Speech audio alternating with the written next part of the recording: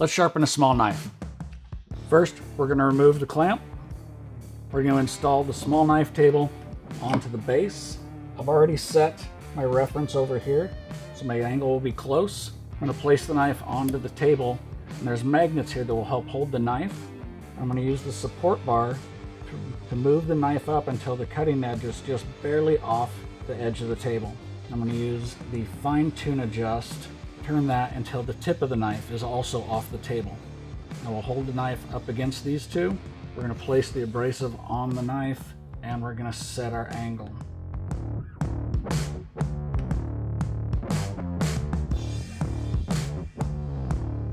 Okay. Now we're going to start at the heel again and use light, consistent strokes as we sharpen.